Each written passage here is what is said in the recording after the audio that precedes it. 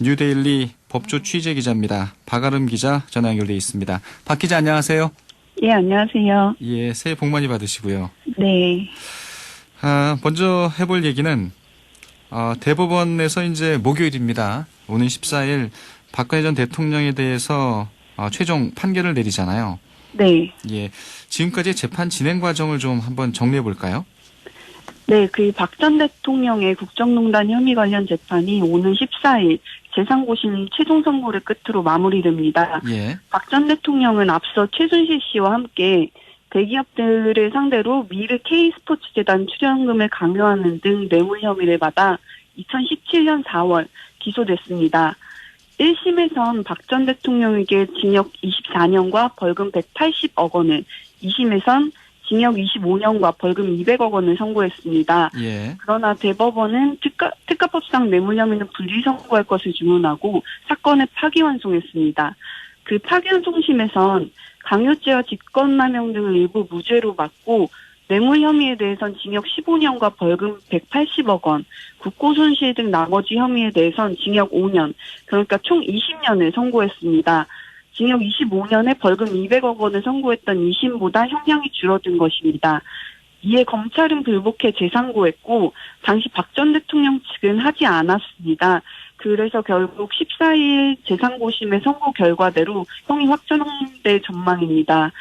이렇게 되면 박 전 대통령은 형을 확정받은 사람을 대상으로 하는 특별사면의 요건을 갖추게 됩니다. 네. 때문에 현재 정치권에서 표류 중인 사면론도 14일 형이 확정된 이후엔 다시 불붙을 것으로 전망됩니다. 네.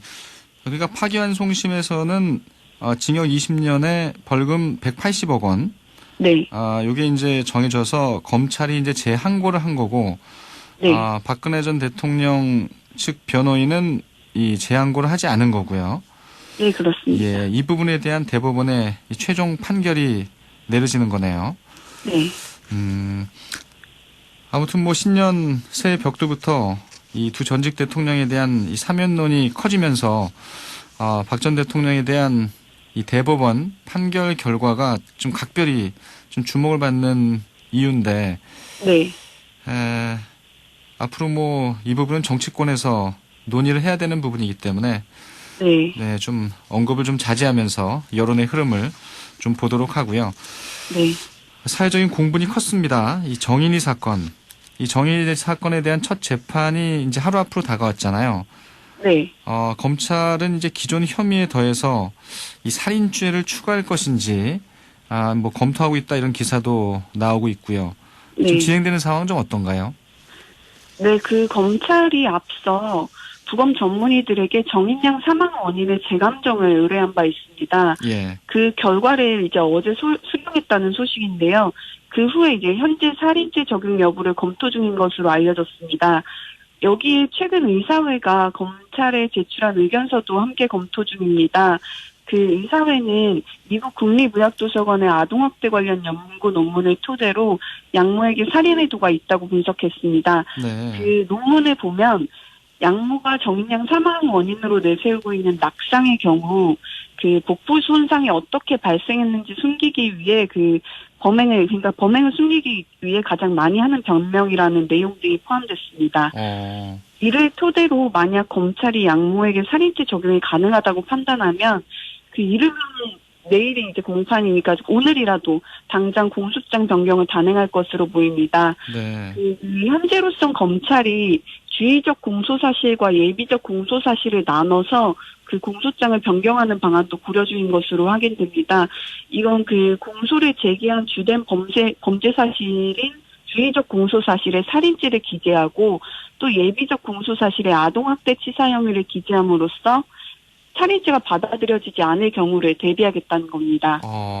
오늘 그러면 공소장을 변경할 가능성이 있다는 거네요. 네, 그렇습니다. 예. 아직 좀 내일까지는 공판 전까지는 지켜봐야겠지만요. 네. 알겠습니다. 최근 이 사건의 영향으로 원주 3남매 사건도 좀 관심을 모으고 있다고 하는데 이 원주 3남매 사건은 어떤 건가요? 원주 3남매 사건은 20대 부부가 첫 돌도 지나지 않은 자녀 2명을 숨지게 한 사건입니다. 네. 그 남편인 황모 씨가 2016년 9월 원주의 한 모텔방에서 생후 5개월인 둘째 딸을 이 두꺼운 이불로 덮어두고 장시간 방치해 숨지게 한 혐의를 받습니다. 황 씨는 또 그 2년 뒤 얻은 셋째 아들마저 생후 10개월 차였는데 예. 그 엄지손가락으로 목을 수십 초간 눌러서 숨지게 한 혐의로 기소됐습니다. 여기서 아내 광모 씨는 남편의 이 같은 행동을 알고도 말리지 않은 혐의로 함께 기소됐습니다. 예. 아무튼 이 사건에 대한 재판부의 판단도 또 관심을 모으는 상황이고요. 네. 아무튼 오늘 검찰이 내일 첫 공판이 열리기 전에 이 공소장 변경을 통해서 이 살인죄를 추가할지 좀 예의주시해야 될 것 같고요. 네.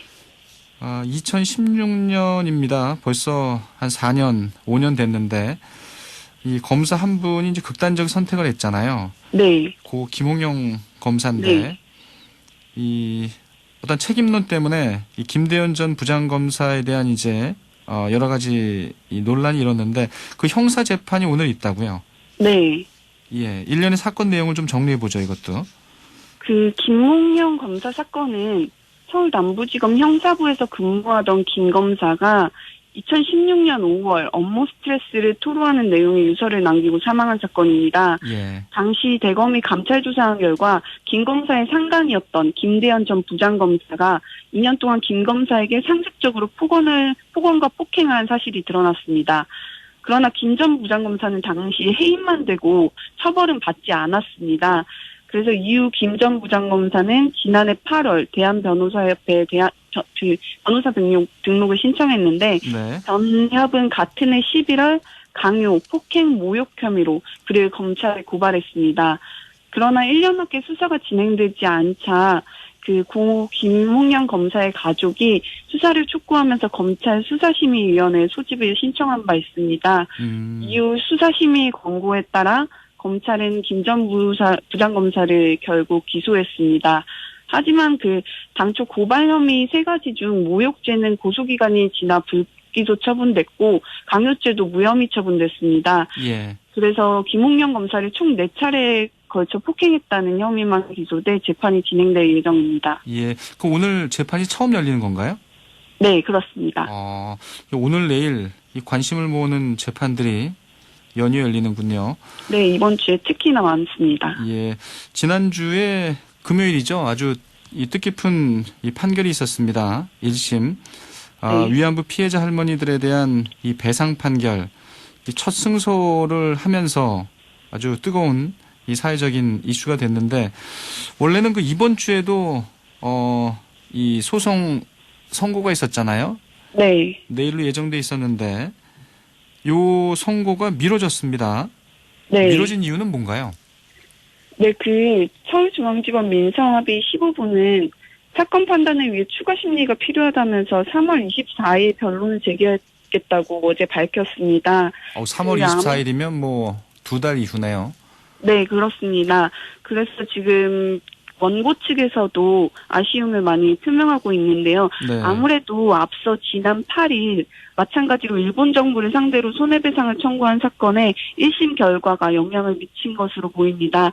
그 당시 해당 사건을 심리한 서울중앙지법 민사합의 34부는 일본 정부가 일본군 위안부 피해자 12명에게 1억 원씩 배상하라고 판결했습니다. 처음으로 승소한 아주 역사적인 사건이죠. 네, 그렇습니다. 그래서 그 같은 내용의 사건이고 사회적 주목도가 높은 만큼 선행 판결을 고려할 수밖에 없던 조치로 보입니다. 네. 이 앞서 말씀드린 첫 번째 소송은 이제 이 정식 재판으로 회부된 지 한 5년 정도 걸린 거잖아요. 네. 어렵게 이제 승소를 하면서 아주 밝게 웃는 이 할머니들의 모습을 볼 수 있었는데 일본 정부에서는 이제 국제사법재판소 제소를 검토한다고 밝혔어요. 네. 앞으로 갈 길이 더 멀어 보이는데 일본 정부의 입장은 정확히 뭔가요? 그 일본 정부는 이미 이 소송이 제기된 2016년부터 각하를 강력하게 요구해왔습니다. 예. 그 국제관습법상 주권 면제 원칙에 따라 한 국가의 법원이 다른 국가를 소송 당사자로 삼아 재판할 수 없다는 이유에서입니다. 그러나 재판부는 이 사건 행위를 일본 제국에 의한 계획적이고 조직적인 또 반인도적인 범죄 행위로 보고 국제강행규범을 위반한 것이라고 판결을 내렸습니다. 그러니까 일본 정부가 주장하는 국제관습법상 주권 면제 대상에 해당하지 않는다고 본 겁니다. 네. 그래서 일본 정부는 최근 국제사법재판소 ICJ 제소 여부를 검토하고 있다라는 현지 언론들의 보도가 있었는데 당장 시행하지는 않을 것으로 보입니다. ICJ에서 이 사건을 다툴 경우에 위안부 문제를 국제적으로 다시 부각시킬 수 있다는 점 때문에 반대 여론도 높기 때문입니다. 일본 정부가 좀 부담을 느낄 수 있다는 얘기네요. 네, 그렇습니다. 그래서 당분간은 어떤 즉각 시행에 옮기기보다 향후 한국 정부의 대응이나 소송 추이를 지켜볼 것으로 보입니다. 예. 실제 재판 가능성은 낮다고 봐야겠네요. 네, 그렇습니다. 한국이 국가 간 분쟁을 국제법에 따라 해결하는 ICJ의 강제 관할권을 과거 수용하지 않았기 때문입니다. 강제 관할권은 한 국가가 제소하면 상대국이 의무적으로 재판에 응하도록 하는 권한인데 일본은 1958년 이를 수락했습니다. 그러나 한국 정부는 1991년 ICJ에 가입하면서 그때 이제 일본이 추후에 독도 영유권 등을 ICJ에서 분쟁화할 것 등을 우려해서 강제 관할권을 배척한 바 있습니다. 네. 오늘 서초동 25시에서 다뤘던 아이템 가운데 역시 하루 앞으로 다가온 이 정인이 사건 첫 재판에 대한 청취자분들의 의견 또 분노가 잇따르고 있습니다. 네. 4013님, 인광부에 시차는 있어도 오차는 없다. 예, 4451님, 정인이 사건 어찌 보면 내 가족의 큰 비극입니다. 3404님은요, 정말 가슴이 아프다 이런 문자를 길게 남겨주셨고요. 4329님도 좀 준엄한 판결이 필요하다는 또 의견을 주고 계십니다. 예, 오늘 서초동 25시는 여기까지 듣죠. 오늘 얘기 잘 들었습니다. 네, 감사합니다. 뉴데일리 박아름 기자였습니다.